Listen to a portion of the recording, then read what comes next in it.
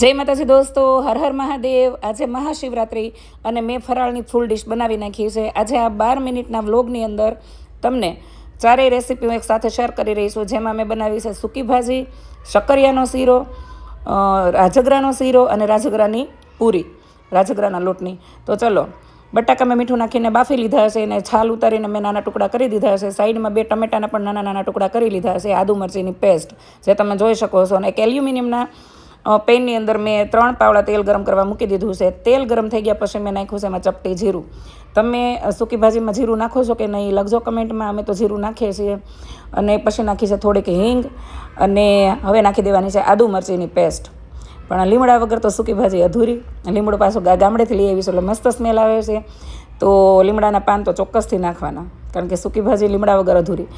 તો 1 ચમચી ભરીને નાખી છે મેં આદુ મરચીની પેસ્ટ, અને આ બધી વસ્તુને મેં મિક્સ કરી લીધું છે। અને પછી અંદર નાખ્યું છે ટામેટાં। તમે ટામેટાં નાખો છો કે નહીં? ટામેટાં જરૂરી છે નહીં સૂકી ભાજીમાં, પણ મને ટામેટાવાળી ભાવે છે। અને એમાંય જો સિંગનો ભૂકો નાખ્યો હોય તો મસ્ત બેલેન્સ રહી જાય બધો મસાલા ટામેટાનો બધો। પણ આજે મને મારા સને ના પડી છે, એને સિંગના ભૂકાવાળી સૂકી ભાજી ભાવતી નથી, અને આમે ત્યાં પૂરી સાથે ખાવાની છે એટલે મસ્ત મજા આવશે ટામેટાવાળી। તો આવી રીતે સ્વાદ અનુસાર મીઠું, થોડી હળદર બંને નાખી અને મેં ફૂલ ફ્લેમ ઉપર 2 થી 3 મિનિટ સુધી આને પાકવા દીધું છે। બધા મસાલા પાકી ગયા અને સાથે ટામેટાં ગળી જાય પછી આપણે અંદર બટાકા જે ફોલીને ટુકડા કરી લીધા છે એ એડ કરી દેવાના છે। સિંગનો ભૂકો જો તમારે ખાલી એમને પ્લેન સૂકી ભાજી ખાવી હોય ને તો ચોક્કસથી નાખો, મજા આવે। અને પૂરી સાથે ખાવી હોય તો નાખવાની કોઈ જરૂર નથી। ચડિયાતા ધાણા તો હોય જ, મારે કોઈ પણ આઈટમ હોય એમાં। તો આવી રીતે ચડિયાતા ધાણા અને લીંબુ મેં સાથે નાખી દીધું છે ઉપરથી, ને પછી બધું મિક્સ કર્યું છે, કારણ કે સૂકી ભાજીના બટાકા આપણે એક તો વ્યવસ્થિત રીતે બાફી લીધા હોય, પણ મને બહુ આમ છૂંદો થઈ જાય એવું ન ગમે। તો તમે જોઈ શકો છો, બટાકા અત્યારે નવા છે ને તો સરસ મજાના છે, સુગર ફ્રી, એકદમ કણીવાળા અને હાવ મોળા, એની સૂકી ભાજી સારી થાય। બાકી એકદમ ગળા બટાકા આવે ને એ તો બધા ટેસ્ટ બગાડી નાખે। તો 4 આઈટમમાં આપણી આ પહેલી બની ગઈ છે, સૂકી ભાજી થઈ ગઈ રેડી। હવે બનાવવાનો છે આપણે રાજગરાનો શીરો। રાજગરાનો શીરો તો હું ઓછો બનાવવાની છું, 100 ગ્રામ જેટલો મેં એક વાટકામાં લોટ લઈ લીધો છે, અને અમૃત મુરલી ગાયનું ઘી જે મેં મોટી 2 ચમચી ભરીને ગરમ કરવા મૂક્યું છે એક પેનની અંદર। તો તમે રાજગરાનો શીરો બનાવો છો કે નથી બનાવતા, ભાવે કે નહીં લખજો કમેન્ટમાં। અને પછી જે ઘી ગરમ થઈ ગયું એની અંદર એક વાટકો ભરીને 100 ગ્રામ જેટલો મેં રાજગરાનો લોટ અંદર એડ કરી દીધો છે, અને આપણે હવે આને ધીમા તાપે 5 થી 7 મિનિટ સુધી શેકી લેવાનો છે, બરાબર। આજે મને એક વાત યાદ આવી, લોટ શેકાય ત્યાં સુધીમાં તમારી સાથે એક કિસ્સો શેર કરું કે નાનપણથી લઈને જ્યાં સુધી સમજદાર થઈ ત્યાં સુધી મને તો કુળદેવીમાં ખોડિયાર સિવાય મને કોઈ ભગવાન એવું નહીં, ભગવાન બધા મારા માટે હરખા, બધા કાસ્ટ કોમના બધામાં ભગવાન મારા માટે એક સમાન। પણ મને નાનપણથી મારા ઘરે મઢ હતો એટલે ખોડિયાર માતાજીનું બહુ, પણ એક મેં ફોટો જોયો તો એમાં ખોડિયાર માતાજી હોય, પાછળ મહાકાળી માતાજી હોય ને એની પાછળ ભગવાન શિવ હોય। અને ત્યારથી મને ખબર તો હતી જ કે દેવોના દેવ મહાદેવ, મહાદેવ સૌથી ઉપર જ છે એમ, કારણ કે જીવને જવાનું છે છેલ્લે શિવ પાસે, એમ કાળ પાસે। તો વિચાર્યું મનમાં કે જો જીવનમાં કોઈ આર્થિક પરિસ્થિતિ સારી થશે ને તો 12 જ્યોતિર્લિંગ કરીશ। તો 10 જ્યોતિર્લિંગના દર્શન કરી લીધા છે, અને હવે આપણે 2 કરવાની છે આ 2026માં। તો તમે જોઈ શકો છો સરસ મજાનો ગોલ્ડન કલરનો લોટ શેકાઈ ગયો છે, અંદરથી ઘી છૂટું પડી ગયું છે, અને પછી મેં નાખ્યું છે એક પેનમાં મેં ગરમ કરવા મૂક્યું હતું પાણી। તમે દૂધ નાખો છો કે પાણી એ લખજો કમેન્ટમાં, અને હું તો પાણી નાખું છું। અને રાજગરાના લોટનો જે શીરો બનાવીએ એમાં બહુ પાણી હોતું નથી, તો પાણી નાખી અને થોડુંક મેં મિક્સ કરી લીધું છે, અને પછી ઉપર મેં નાખી છે 2 ચમચી જેટલી ખાંડ। તો આવી રીતે બધું મિક્સ કરી લેવાનું છે, ખાંડ ગળી જશે, ઘી બધું બહાર છૂટું પડી જશે, અને સરસ મજાનો શીરો આપણો થઈ ગયો રેડી। રાજગરાનો શીરો મને ગરમ બહુ ભાવે, તમને લોકોને ભાવે કે નહીં લખજો કમેન્ટમાં।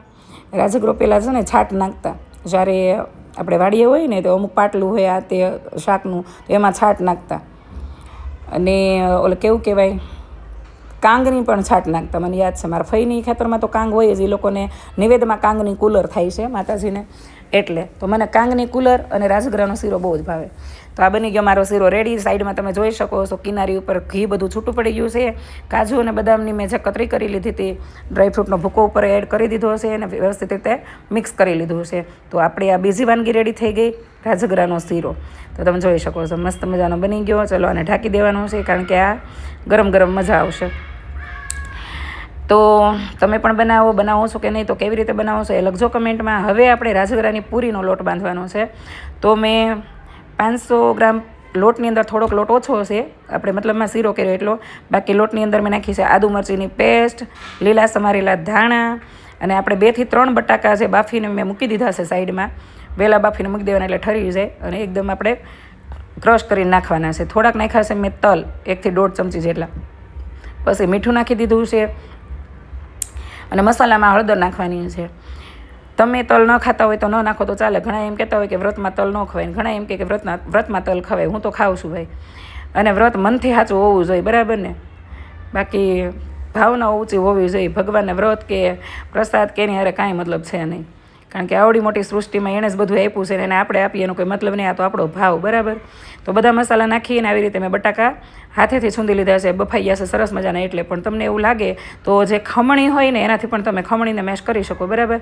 તો આવી રીતે મેં બટાકા બધાય અંદર નાખી દીધા છે. હવે આપણે આને મિક્સ કરી દેવાનું છે. બધા મસાલા, આદુ મરચીની પેસ્ટ, લીલા ધાણા, બટાકા બધું વ્યવસ્થિત મિક્સ કરી લેવાનું છે. પછી જોતું હોય ને એટલું પાણી નાખવાનું છે. બટાકાની અંદર જે મોઇશ્ચરાઇઝ હોય એના લીધે ઘણો બધો લોટ તો ઓલો થઈ જ ગયો હોય, તો આમાં થોડું થોડું પાણી નાખી અને સરસ મજાનો લોટ, નહીં કઠણ નહીં હાવ કહીને રોટલી જેવો નરમ, એવો લોટ બાંધવાનો છે.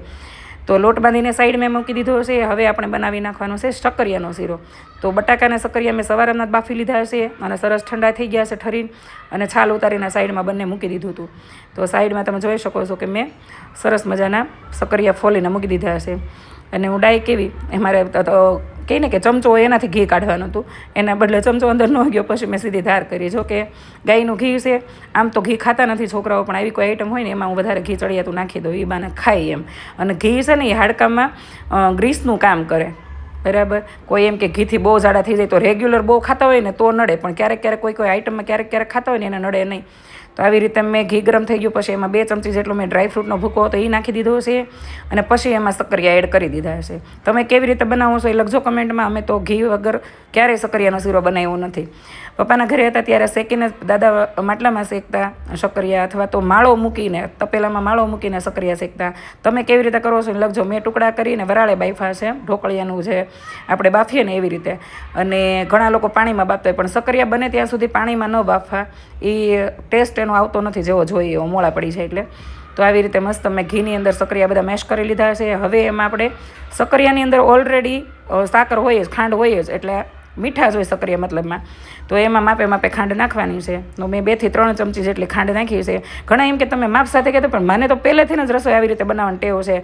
કોઈ દિવસ મસાલા વધારે નથી થયા અત્યાર સુધીમાં, બરાબર. માપ મારે અઠે ગઠે આવતું હોય ને અઠે ગઠે બનાવતા જ પહેલાંથી શીખીશું, એટલે ક્યારેય કોઈ મસાલા ચડિયાતા નથી, ત્યાં નથી ક્યારેય કોઈ વસ્તુ ફીકી બની. એમ બધી બની છે તો ટેસ્ટી જ બની છે. તો પાછળ જેટલી દેખાય છે બધી ઘીની જ બોટલ છે. આ ઘીની ચર્ચા કરશું આપણે આવતા વિડીયોમાં. તો આવી રીતે મસ્ત મજાનો મેં શીરો બનાવી લીધો છે. મિક્સ કરી દીધી છે મેં ખાંડ અને ઘી અને શક્કરિયાને બધું વ્યવસ્થિત. હવે આની અંદર આપણે નાખવાનું છે દૂધ.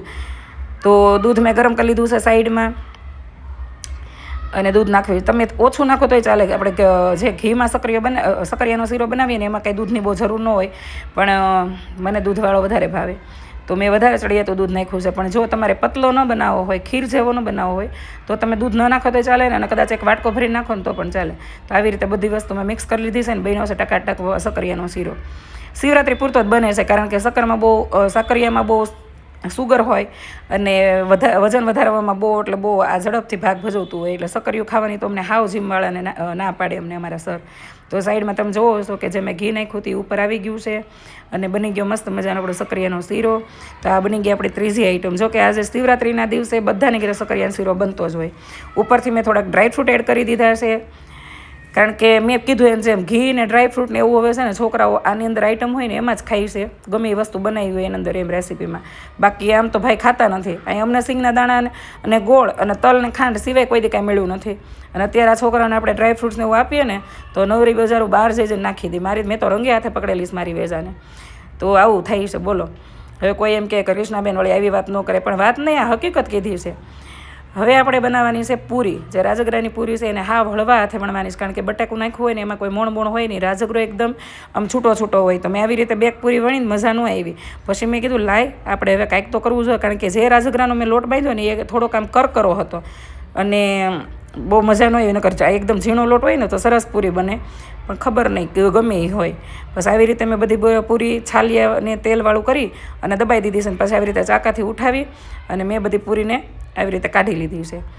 તો પૂરી બનાવી નાખી રાજગરાની પૂરી ટેસ્ટમાં મસ્ત થાય, કારણ કે એમાં બટાકું હોય અને આદુ મરચીની પેસ્ટ હોય, ધાણા બધા લીલા મસાલા નાખ્યા હોય અને સાથે સૂકા મસાલા પણ હોય, એટલે ટેસ્ટમાં જબરદસ્ત બને. દહીંની ચટણી સાથે બહુ જ મસ્ત લાગે. બુંદી ને એની અંદર આદુ મરચીની પેસ્ટ નાખીને આપણે બનાવીએ ને એવી દહીંની ચટણીમાં બહુ મસ્ત લાગે. તો તેલ પણ આવી ગયું છે સાઈડમાં, અને 5 પૂરી દબાવતી જાઉં છું ને તળતી જાઉં છું. તો આવી રીતે થોડીક વાર લાગી, પણ પૂરી મસ્ત બની ગઈ આપણી. ગોલ્ડન બ્રાઉન કલરની આપણે તળી લીધી છે એને સરસ મજાની, અને ટેસ્ટમાં કાંઈ ન ઘટે. એટલે મારા વખાણ કરવું છે એવું નહીં, ખરેખર જેણે મારા હાથનું ખાધું છે એને પૂછવાની છૂટ છે કે બને છે તો માતાજીની દયાથી ટેસ્ટ માં ભગવતી અન્નપૂર્ણાનો હાથ છે મારા ઉપર. તો આવી રીતે પૂરી બધી બનાવી લીધી છે. ધીમા તાપે પહેલાં તેલ આવવા દીધું છે ને પછી ધીમા તાપે આપણે એને તળી લેવાની છે. મસ્ત ફૂલીને દડા થાય. ઘણી બધી થઈ છે ને ઘણી અમુક નથી થઈ, પણ આવી રીતે સરસ મજાની પૂરીમાં બનાવી લીધી છે. તો આ બની ગયું મારે ફરાળી ભાણું, અને આજે મજા આવી જવાની છે મારા પતિદેવને જમવાની. અને આવીને એણે હથેકનું જમીન કીધું હતું મને કે આજ તો બહુ મજા આવીને પછી એણે હોવાનું કામ કર્યું ને મેં બાંધવાનું, કારણ કે રવિવારે કેટલાય કામ હોય અને એને રવિવારે સૂવું હોય. તો આ ભેગું નથી થતું. કોને આવું થાય છે લખજો કમેન્ટમાં. ચલો હજી એક લાસ્ટમાં એક વાત કહું કે મહાદેવની તો ખાલી વાત છે, બાકી દરેક ગુજરાતીને ફરાળી ડીશ ભાવતી જ હોય, વ્રત હોય કે ન હોય, ઊભા ગળે ફરાળ કરવાનું. આ હકીકત છે. હા, જે ભાવિ ભક્તો અંદરથી શ્રદ્ધામય હોય એની વાત નથી થતી, કે મારી જેવા ખાધોડકા હોય ને એ લોકો તો ખાવા માટે જ ફરાળ બનાવતા હોય છે. તો સરસ મજાનું ફરાળ બની ગયું. હવે મારે 2 જ્યોતિર્લિંગ બાકી છે, જેમાં મલ્લિકાર્જુન આંધ્રપ્રદેશ અને તમિલનાડુમાં આવેલી રામેશ્વરમ. તો આ બંને 2026ના એન્ડ સુધીમાં કમ્પ્લીટ કરવાની ઈચ્છા છે. તો ભગવાનને પ્રાર્થના કરજો ને હું પણ કરીશ કે આ સંયોગ બને, કારણ કે કહીને કે બહુ ભગવાનની કૃપા હોય ને તમારા સંકલ્પ મજબૂત હોય તો લક્ષ સુધી પહોંચવામાં વાર ન લાગે. 10 જ્યોતિર્લિંગ કમ્પ્લીટ કરી દીધી છે, અને સરસ મજાના દર્શન પણ થઈ ગયા છે દરેક જગ્યાએ. ઘણી જગ્યાએ તો અભિષેક કરવાનો પણ મને લાવો મળ્યો. તો આ શિવ કૃપા કહેવાય, બરાબર. બાકી ભગવતી ખોડિયાને યાદ કરીને ભગવાન શિવ સિવાય કોઈને ભજવાનો વિચાર નથી કર્યો. એનું કારણ એ છે કે ભગવાન બહુ ન બદલવાય, નકર પ્રાર્થનાઓ કબૂલ ન થાય. જય માતાજી.